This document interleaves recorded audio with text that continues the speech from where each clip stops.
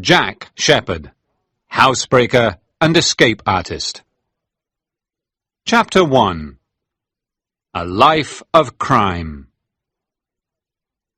John Sheppard was a thief and highwayman, but he became a very popular figure in his lifetime because of his extraordinary courage.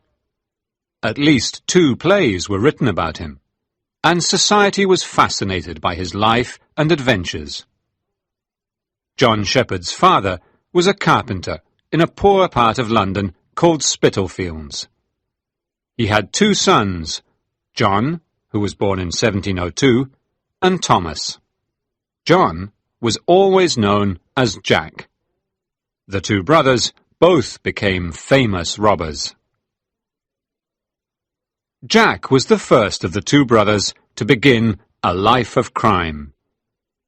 He worked for a carpenter in London, but he soon began to spend a lot of time at the Black Lion pub in Drury Lane.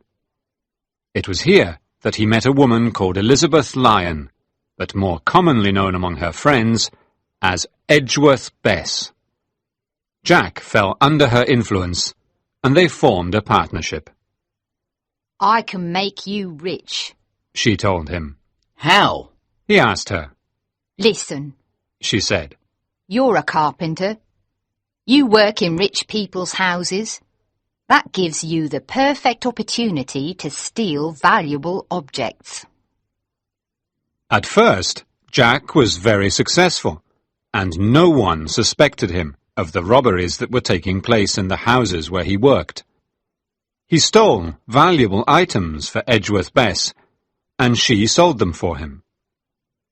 Jack also had another woman friend, named Maggot, and she persuaded him to rob a local merchant, Mr. Baines, who was a trader in valuable cloth. First, Jack went to Mr. Baines's house and bought some cloth in order to see what the house was like inside. He went home and put the piece of cloth in his trunk. The same night, he returned secretly to the house. He broke in and stole money and other property, which he then took to Maggot. Jack did not go back to his master's home that night, or the next, and his master began to be suspicious of the young man's activities.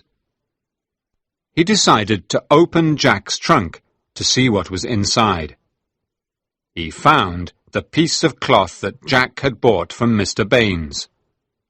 When Jack finally returned home, he realized that his master now had evidence that connected him with Mr. Baines. So Jack stole the piece of cloth back from his employer and hid it. When Jack's master heard about the robbery at Mr. Baines's house, he was sure that Jack was involved. He contacted Mr. Baines and described the piece of cloth that he had seen in Jack's trunk. Mr. Baines knew immediately that Jack was the young man who had bought the cloth, and he too guessed that the purchase of the cloth was a trick to enter his house. When Jack heard that he was suspected, he pretended to get very angry.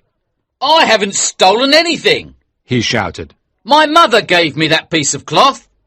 "Did she?" Mr. Baines said. "And where did she get it from?" "Ask her yourself," Jack said.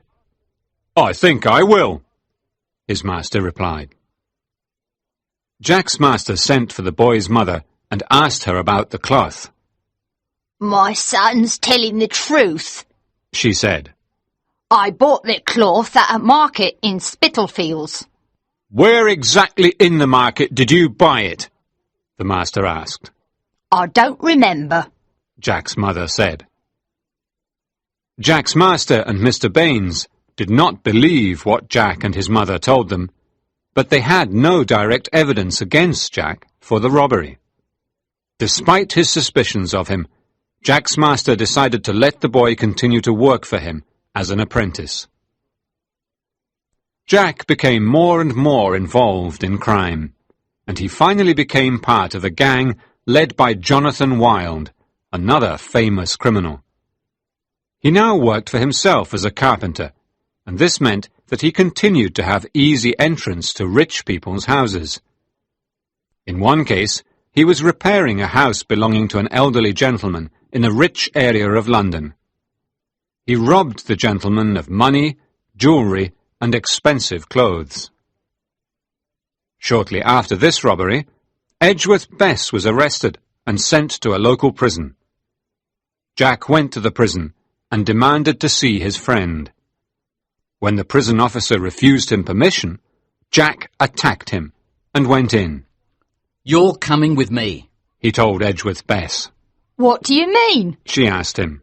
I'm a prisoner here. I can't come with you. "Yes, you can." Jack told her with a laugh. "I knocked the officer out. He won't give us any trouble now." He picked up Bess and carried her out of the prison. This episode made him very popular with the criminal world in London, especially with the women. The brothers, Tom and Jack, worked together, robbing houses and selling the items that they had stolen.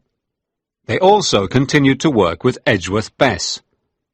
They broke into the house of a merchant, Mrs. Cook, and stole some valuable items.